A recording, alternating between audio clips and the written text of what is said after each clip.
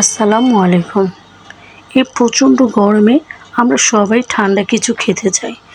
আর এই ঠান্ডা কিছুটা যদি এরকম একটা কাঁচা আমের জুস হয় তাহলে তো কথাই নেই।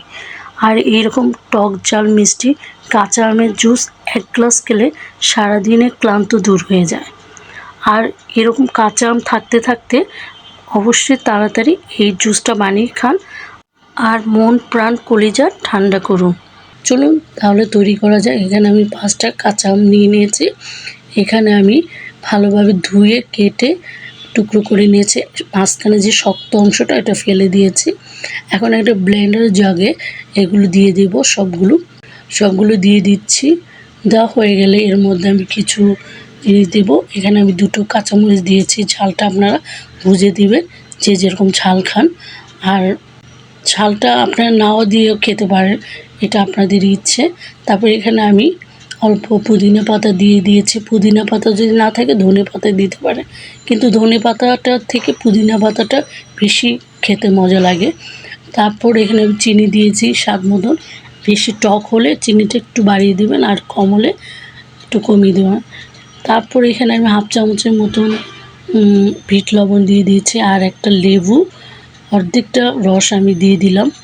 এখানে স্বাদ মতো লবণ দিয়ে দিলাম, দিয়ে অল্প পানি দিয়ে এটাকে ব্লেন্ড করে নেব। আমি এখানে ঠান্ডা পানি ইউজ করেছি, আপনারা নর্মাল পানি দিয়েও করতে পারেন। আমি অল্প করে পানি দিয়ে প্রথমে ব্লেন্ড করে নেব। তারপর ব্লেন্ড হয়ে গেছে। এখন আমি যত গ্লাস বানাবো তত গ্লাস ঠান্ডা পানি দিয়ে এটাকে ব্লেন্ড করে নেব। ব্লেন্ড করা হয়ে গেছে। এখন আমি গ্লাসে ঢেলে নেব। এখানে আপনারা আইস ইউজ করতে পারেন। আমি ঠান্ডা পানি দিয়ে করেছি দেখে আর আইসটা দিলাম না। আর দেখতে দেখেন কতটা লোভনীয় হয়েছে, আর খেতে মাশাআল্লাহ অনেক মজা হয়েছিল। আর এরকম এক গ্লাস গরমের মধ্যে ঠান্ডা ঠান্ডা কাঁচা আমের জুস যদি খান শরীরের জন্য খুবই ভালো, এবং সারাদিন ক্লান্ত দূর হয়ে যাবে। অবশ্যই একবার হলে বানিয়ে খাবেন। এই কাঁচা আম শেষ হওয়ার আগে আপনারা বানিয়ে খেয়ে আমাকে কমেন্টস করে জানাবেন কেমন হয়েছে। এই জুসটা আপনারা একবার বানিয়ে 1 সপ্তাহ পর্যন্ত নর্মাল ফ্রিজে রেখে অনায়াসে খেতে পারবেন। যখনই বাইরে থেকে আসবেন 1 গ্লাস জুস নিয়ে আইস দিয়ে খেয়ে ফেলবেন, দেখবেন সারাদিনে ক্লান্ত দূর হয়ে যাবে।